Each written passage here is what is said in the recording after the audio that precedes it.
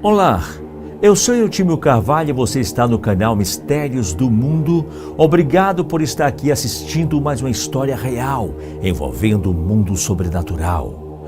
Hoje você vai conhecer a história de um grupo de garotas que entraram no casarão. Uma das meninas estava possuída com uma entidade poderosa. O resultado de tudo o que aconteceu, você vai conhecer a partir de agora.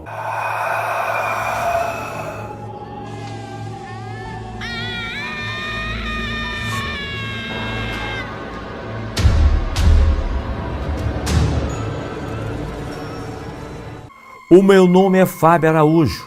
Atualmente moro em Jandira, no interior de São Paulo, mas não sou paulista. Nasci e morei até os meus 20 anos em uma pequena cidade no interior da Bahia, na região da Chapada Diamantina, chamada Wagner. Um dia desses, me veio as lembranças de um dia que jamais esquecerei. Porém, as recordações não são boas, muito pelo contrário. Foram cenas assustadoras que permanecem vivas na minha memória. Quando eu era mais jovem, no ano de 2003, eu presenciei uma possessão demoníaca. Sinceramente, quase 20 anos depois, ainda sinto calafrios e um gelo no pescoço toda vez que me recordo do sufoco que passamos naquele dia. Depois, os momentos de terror que vivemos se assemelham a uma cena de filme de terror. A diferença é que foi tudo bem real. Muitas das pessoas que estavam comigo naquele dia e testemunharam os acontecimentos ainda moram na cidade. Outras foram embora e eu perdi o contato delas. Assim, usarei alguns nomes fictícios para evitar problemas.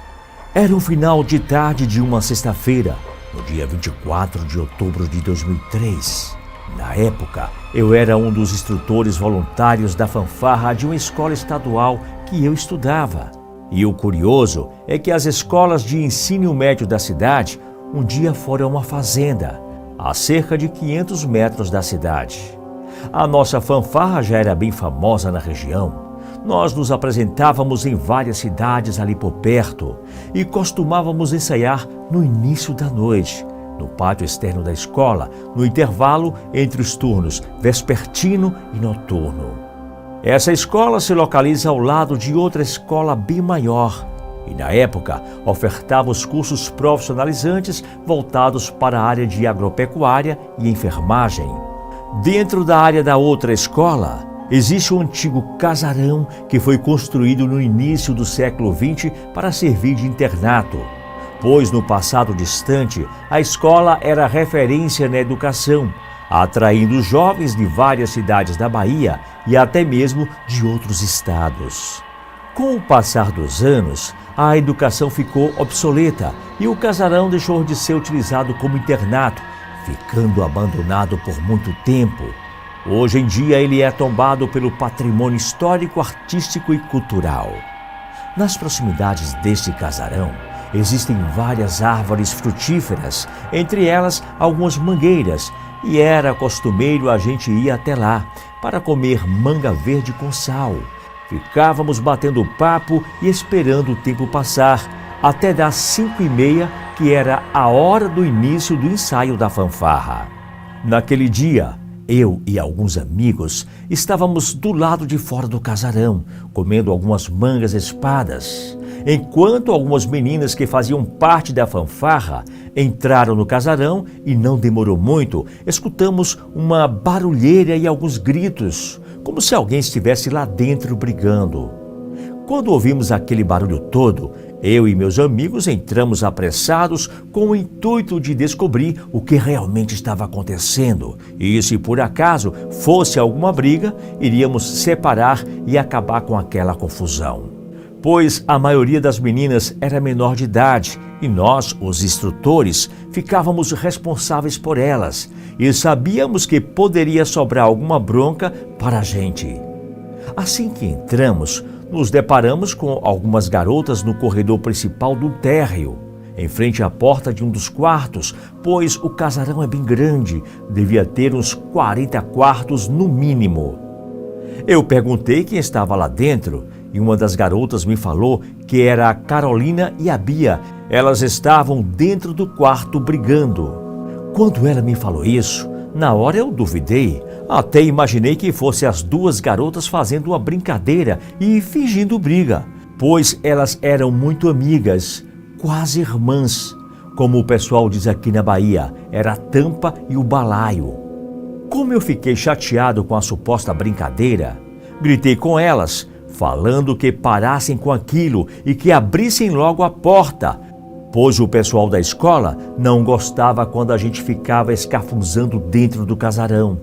Mas elas continuaram gritando e, pelo que eu consegui escutar, a Bia estava desesperada. Ela chorava muito e ficou pedindo socorro. Ao mesmo tempo, ouvia a voz da Carol falando que queria beber o sangue de Bia. Um dos meus amigos, chamado Dominguinhos, olhou para mim e falou: "Qual é, Binho? Isso aí é treta das bravas, não tem nada de brincadeira." Temendo o pior, passei a acreditar que elas realmente estavam brigando. E por isso o jeito foi tentar arrombar a porta do quarto, mas a nossa tentativa foi em vão. Toda vez que eu ou qualquer um dos outros rapazes que estavam no local se jogavam contra a porta, tínhamos a sensação de se chocar contra uma parede de concreto. Eu pedi ao Vando que desse a volta no casarão e tentasse ver pela janela o que estava acontecendo.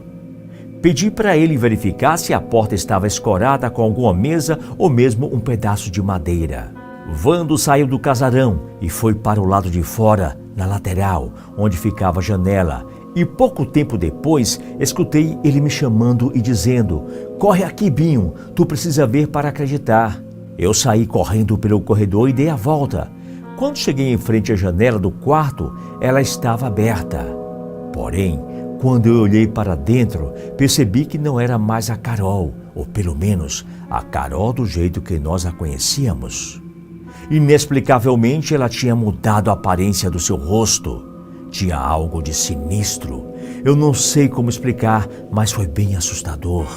A Carol estava com a mão direita segurando a porta. Entre os seus dedos tinha uma faca de mesa que ela usava para cortar as mangas. Com a mão esquerda, ela segurava o braço de Bia, impedindo dela correr. Me aproximei da janela e falei: "Solta ela, Carol! Você vai machucar a menina? Para com isso! Você perdeu o juízo!" Após eu falar isso, ela levantou a cabeça, olhou fixo para mim e disse: "Meu nome não é Carol, é Diana. Eu vou matar ela aqui na sua frente e ainda vou beber o seu sangue. Se você entrar aqui, vai morrer também." Eu juro que as minhas pernas tremeram e senti vontade de sair correndo, mas não podia deixar as duas dentro do quarto, pois provavelmente a Carol mataria Bia. Ao ouvir essas ameaças, eu gritei para que os rapazes que estavam dentro do casarão tentassem abrir a porta de qualquer jeito. Ouvi os fortes barulhos das batidas, percebia que a porta não movia um único milímetro. Naquela hora, tive a certeza que Carol possuía uma força sobre-humana. O que me deixava mais agoniado era o desespero da Bia, que só chorava e pedia pelo amor de Deus para Carol largar o braço dela. Como não conseguia arrebentar a porta, Dominguinhos veio para o lado de fora, onde nós estávamos, e falou que ia entrar no quarto saltando por cima da janela. Quando Dominguinhos tentou subir na janela, alguma força ou algo invisível atacou ele, fazendo com que fosse lançado uns 2 metros para trás. Ele caiu com as costas no chão. Na hora, pensei que ele estivesse machucado, mas graças a Deus foi só um susto. Naquele mesmo instante, ele levantou e teve apenas escoriações. Ficou com dor, mas não quebrou nada. Depois disso, Carol, que assumiu o nome de Diana, disse: "O que vocês querem aqui? Vai embora ou vocês acham que eu tenho medo de vocês?" Quando ela falou isso, a janela se fechou sozinha e nessa hora o desespero da Bia e o nosso aumentou, pois não conseguíamos mais ver o que estava acontecendo lá dentro e também não tínhamos força para abrir a janela. Para nossa sorte, o zelador da escola ouviu a baderna e veio até o casarão saber o que estava acontecendo. Quando chegou, quis saber que bagunça era aquela. A gente falou o que estava acontecendo e que nós tínhamos medo da Carol matar a Bia. Ele pediu que a gente se afastasse da janela e logo em seguida ergueu as mãos e começou a orar. Na mesma hora, a janela se abriu. Ele continuou a orar e depois de alguns minutos de oração, a Carol começou a enfraquecer. Soltou a mão da Bia e depois sentou no chão. Bia saiu correndo e algumas meninas da fanfarra foram tentar acalmá-la enquanto nós ficávamos lá, mas com medo da Carol, pois seu rosto ainda estava mudado. Parecia ter uma maquiagem que mudava sua expressão. Pouco tempo depois, o zelador perguntou qual era o nome dela. Ela tornou a repetir que se chamava Diana. Eu falei com o zelador que o nome dela era Carolina e a gente a chamava de Carol. Nessa hora, o zelador disse: Diana, fala teu nome e quem está aí com você. Eu nunca tinha visto uma pessoa com tanta autoridade igual aquele homem, pois Carol ameaçou levantar e correr, mas ele disse: sai desse corpo e vem aqui para fora, sem gritar e sem fazer escândalo. Em meu corpo não tinha um único pelo que não estivesse arrepiado. E piorou quando eu vi Carol sair do casarão. Ela estava estranha, era uma coisa horrível. Ela fungava, rosnava, chorava e dava cada risada que minhas pernas tremiam e quase que eu me borrava. Quando chegou perto de mim, tinha um lugar que se eu estivesse sozinho, com certeza sairia correndo sem olhar para trás. Ela veio andando bem devagar, com as mãos para trás, se entortando, e quando chegou diante do zelador, e ele perguntou novamente quem estava com ela. A Carol então, com uma voz totalmente diferente, disse: tem mais dois aqui, Ian e Migo, e eu não gosto de você nem desse menino, eu quero sangue. O zelador colocou a mão sobre a cabeça dela, começou a orar mais alto e com fervor. Depois de alguns minutos, ela caiu novamente, mas desta vez, quando acordou, as feições já tinham mudado. Ela olhou para mim toda assustada e disse: cadê todo mundo, Bion? O que aconteceu? O zelador perguntou qual era o nome dela. Ela disse que se chamava Carolina, mas que todo mundo a conhecia por Carol. Nessa hora, ele, que até então estava com um semblante sério, deu uma leve risada e falou que agora ela estava bem, mas que tomasse cuidado e que deveria evitar entrar naquele casarão.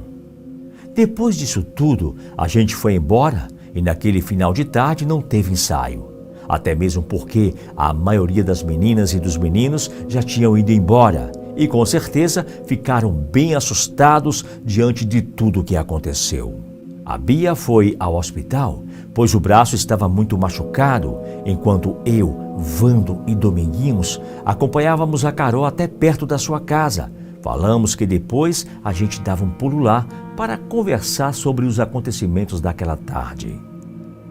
Naquela mesma noite, por volta das 8 horas, chamei Vando e fui até a casa de Carol. Chegando lá, sentamos com ela na calçada e contei tudo com detalhes o que aconteceu. A princípio, ela não acreditou, mas depois caiu em si e percebeu que a gente estava falando a verdade. Começou a chorar, quase que desesperada, entrou para o seu quarto. Eu e Vando voltamos para as nossas casas. Na segunda-feira, na escola, as meninas aparentemente ficaram com medo de se aproximar da Carol, mas ela pediu desculpas a Bia e tudo ficou resolvido. Dias depois, Carol começou a fazer vários exames e consultas com psicólogos e psiquiatras, pois os seus pais diziam que tudo aquilo não passava de um surto. Para quem não viu, pode até acreditar que foi coisa da mente, mas para quem vivenciou aqueles minutos de terror, sabe que foi tudo bem real. Pessoalmente, eu acho impossível uma menina que na época tinha 16 anos e não pesava mais que 60 quilos ter a força suficiente para segurar com a única mão uma porta, enquanto vários rapazes tentavam arrebentar de qualquer maneira, dando chutes e se jogando contra ela.